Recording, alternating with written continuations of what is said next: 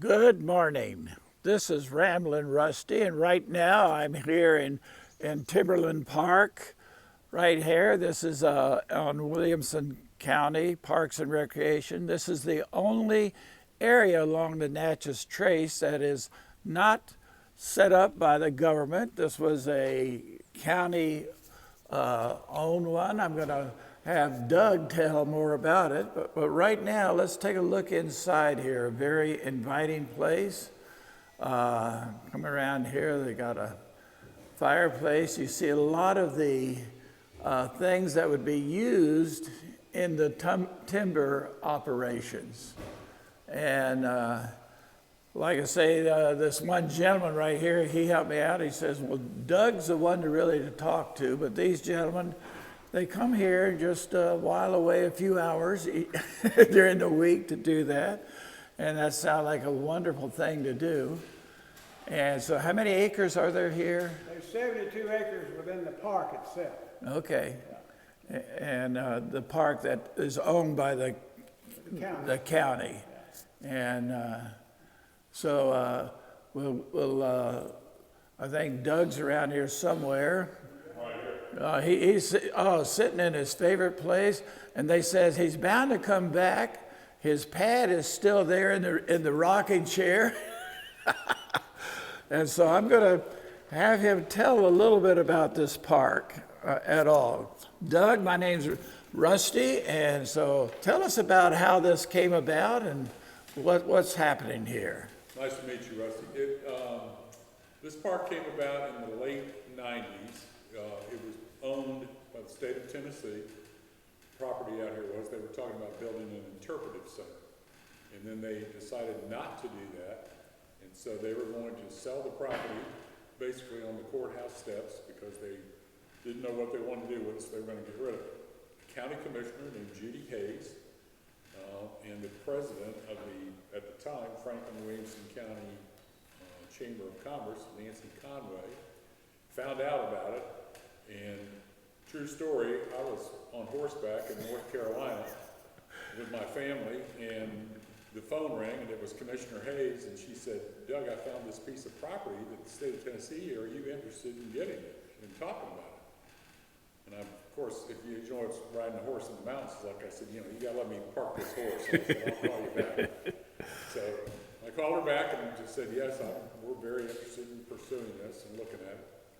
So basically what happened was, as we started negotiating with not only the state of Tennessee, but also with the Natchez Trace Parkway and the Federal Highway Administration, because we had no access to this property. There was no way to get to it. Right. So we started talking to them. State of Tennessee, which we're very grateful for, sold us the property for $1. And we then spent more years negotiating with Natchez Parkway and how we could get on here. We talked about coming in the backside, which was going to cost about $1 million to do. And a young lady who works for the department and is still there, as a matter of fact, found out about some federal grant money. So the first grant we got was for $300,000 to build the road that you drove in on to get off the parkway to come in here. And our highway department, Williamson County Highway Department, built the road. And built it for whatever overruns they said they would take care of, and we got it for $300,000, and basically came up to this vacant piece of property. So after that, we started talking again to the Highway Administration and what we could do here and what they would allow access off of their parkway, and told them we would abide by the rules. If the parkway was closed, we'd stay closed. If the weather was bad, we would adhere to that. We would be open from early in the morning till dusk, and we wouldn't violate any of the rules that they had on the parkway. Great relationship, worked out great. So we found another grant for $300,000, and this is in the middle 2000s probably. So, and then bringing this to the county commission and to my boss at the time, the county mayor, everyone was in favor of doing this because we had not had any nature parks in Williamson County that we operate. And this is a huge department. Williamson County Parks and Recreation is huge. There's over 1,000 employees at Parks and Rec. So well funded, well received by the citizens. So we got another $300,000 grant, and then the county put in $390,000. So we got $990,000, roughly under $1 million in this project. So when we started building it, we realized, there's no electricity out here, or how are we gonna do this, how are we gonna go about it? So when I hired the architects, we started looking at bringing wiring in from the backside, which was gonna be another $300,000, $400,000, $500,000. We decided we didn't wanna do that. So we designed it where it was off the grid. Wow. This is all solar paneling on the top, all battery operated on the inside. The garage doors you see, there's a great story behind that, because we open these up in the springtime, and people get the air through, the birds fly in, the trees are showing in. I was sitting here one day and a little snake went by the floor and was sitting next to me. So when we decided what we were trying to, I was at a local restaurant here with my wife, eating pizza, and this guy came up behind me and flipped these garage doors up, and I was like, there you go, that's the answer.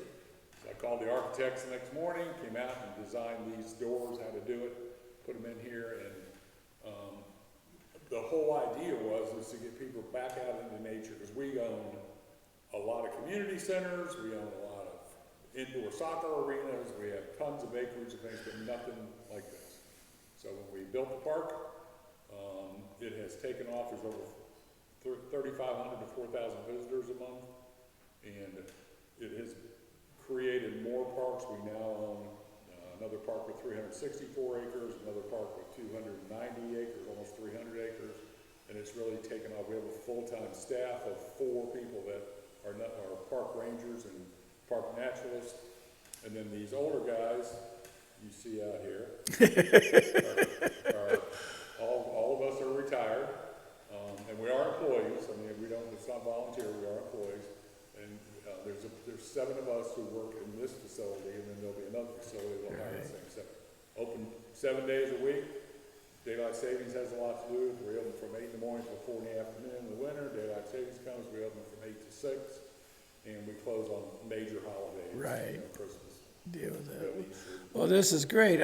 Is this any relation to you that did this book? Yes, a gentleman who used to work for us is a photographer as his hobby, and he doesn't work here anymore, but he was one of the early attendants here, and an excellent photographer. And as a matter of fact, when you're taking pictures there, all the pictures you see on the wall are from out here. Okay. And he took these pictures in the book. And very nice. Tried to tell the story over here on the wall about how this was a logging area. And everything out here, the vegetation here is less than 100 years old. This was all clear cut, and it's less than 100 years old. And we tried, when we designed the trails, to stay on the logging roads. And now obviously we had to veer off some of those to get back here. Yeah. But we started it with staying on the logging roads so that people knew how this park was developed and where. Yeah. And the Trace has been a great partner. I mean, they really have. And majority of the people who come here are people who are running the Trace and have gone from one to the other and come and stop, use the restrooms, visit, take a short walk, because we have about 5 miles of walking trails out here. And we have a gentleman who, his property is contiguous to ours, and he's kind enough to let us walk on his property as well. So it's been a great venture.